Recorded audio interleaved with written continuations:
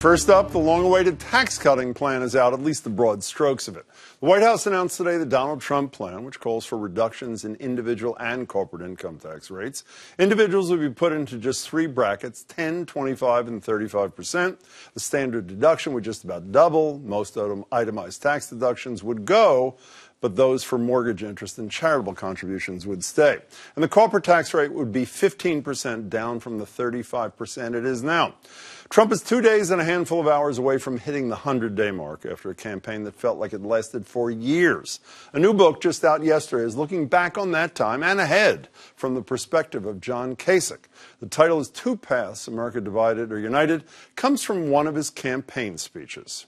I'm going to talk about the choice America faces in this election.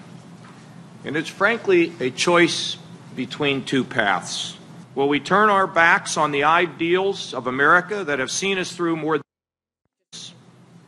Or are we going to reaffirm that America is, in Ronald Reagan's words, this last best hope for man on earth? Here to answer those questions is the man the Boston Globe called an important voice of sanity in the field when it endorsed him in the primary, Ohio Governor John Kasich. Governor, it's good to see you. Good to see you. Could you elaborate a little bit on these two paths? What are those two paths? Well, one path is you can get in a room with people who are struggling and you can tell them, hey, you know, you've been ripped off and things are bad. And by the way, I can fix everything. Or you can get in a room with them and say, hey, I understand your problem, but we're going to have to work together to pull you out of it, and things can be better. But there's no quick fix. So is it the Trump path and the Kasich path? Is that fair shorthand? It certainly was during the campaign, and that's why I never endorsed them. Why was yours the road not taken by the voters? Well, there's a zillion different reasons, but we do live in a automatic society. So if I say, I can fix everything, and by the way, I'm a celebrity, and I can fix everything, and you just trust me, and these other... And look, you can say, well, you know, the Chinese took your jobs or this happened or that happened, and people say, okay, I'll give you a chance because Washington had failed for so long.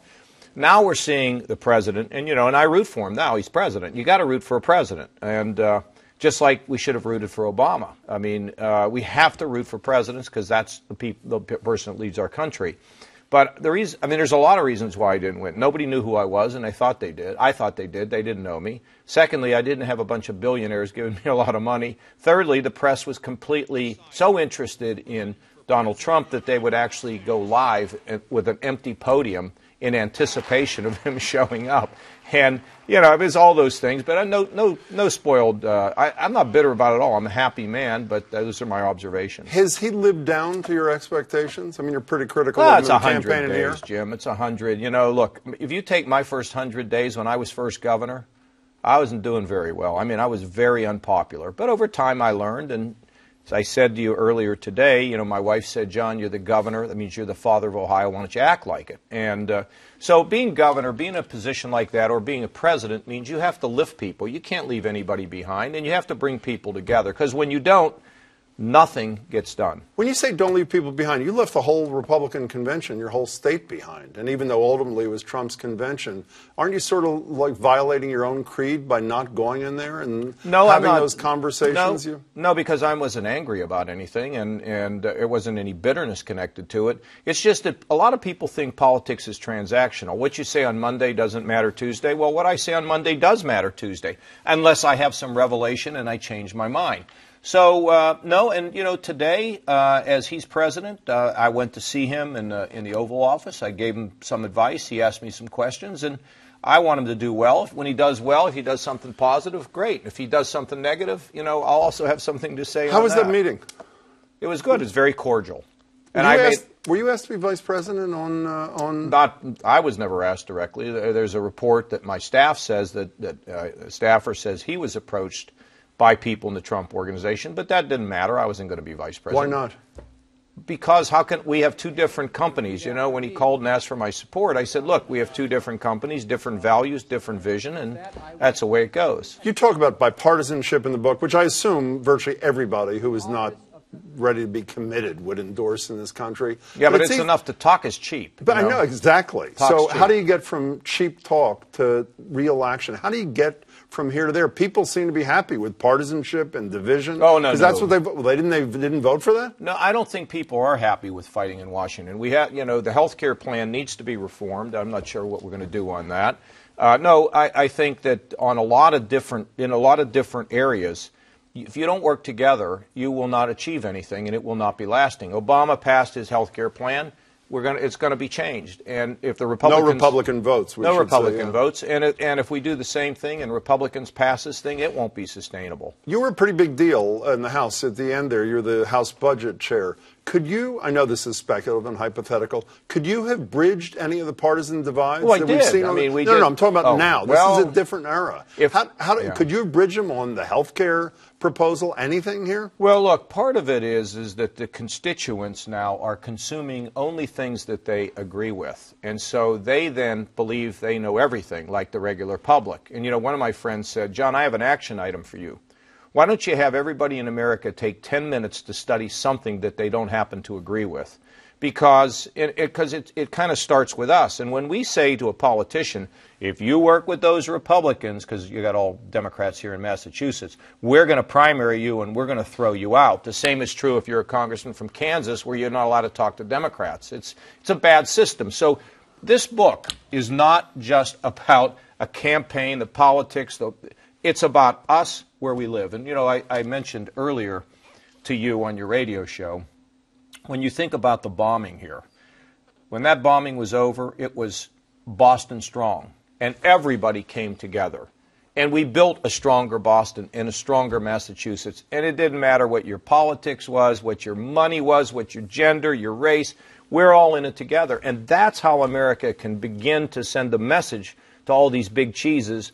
Straighten up. Well, not unlike post 9/11 and how people felt. But you need a tragedy in both those instances to end this dysfunctional division in this country. And you don't want that either. Well, I think historically it's not necessarily true, because Martin Luther King, he couldn't even get a meeting with the big cheeses. So he drove it from the community up. Look, that's how we're going to defeat the drug crisis, in our schools, in our communities, at the Boys and Girls Club with young people. It's how we're going to be in a position of being able to mentor and give kids a better future. You see, you don't need to have a crisis, but I will say this. When you have a crisis, you have a great opportunity to bring about dramatic change. But here's the thing.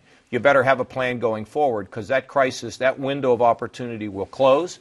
And I think we haven't taken advantage. Here in Boston you have, but other places haven't. Two things you've mentioned are high priorities for you said we're all Democrats, for the Republican governor, who Charlie Baker of Massachusetts, one, the opioid crisis.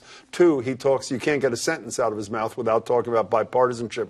How is he seen by the other 49, by your colleagues, by you, Everybody Charlie likes Baker? Charlie. He's, big, tall guy. He's a smart guy, and, he's a Celtics fan, and now that the Cavs have taken you out, it's okay. Okay, so you were the chair of the Budget Committee. You're Mr. Balanced Budget, the Balanced Budget Act. I couldn't remember the year when I saw you today, 96, 97, whatever it was. You would not have signed on to this tax thing, this multi-trillion-dollar deficit producing tax. Well, we would have looked at it. We would have said, look, there is an automatic improvement in the economy if you do reduce these taxes appropriately. But you can't just cut taxes and think everything's going to be great. But that wasn't, I was looking up after I saw you today. You cut rates. In fact, you cut the top. Your proposal was to cut the top rate even further. You mean in Ohio? No. When you were running for president, you proposed lowering the corporate tax rate. You proposed eliminating the estate tax. So wasn't your thing as fiscally irresponsible as this? How did you pay for it? We made changes. We said that some things would go up. We made changes in the way the tax not just work. Depending on economic growth. No, of course not. Now, you get some economic growth. But the danger in saying if you just cut taxes, you'll have all this economic growth and everything will be great. Look, I've been governor of Ohio, so let's talk as an executive. The way we've cut taxes in Ohio is not based on some sort of magic that was going to happen, although we think we've seen an improved economy. Now, everybody's having revenue problems. But what we did there is when we had an excess of revenue, we had three choices: spend it, save it, or give it back. We saved some of it, we spent some of it, and we gave the rest of it back. I'm not using this sort of magic elixir here. 15 seconds. End with a question I know you can't stand. 2020? I have no clue. I'm really not thought about it? This book is about what ails us and what people can do to help solve the problems in this country. It's not about some political statement or anything else. But I'm having a ball being able to talk about the things I've learned over the course of the last 28 years and what we can do to make America better. I hope people will get it. If you're a Republican or a Democrat, it's a book. It's a fair book. Please read it. It's worth reading. Thank you so much, Governor Kasich. Great to see you. Thank you.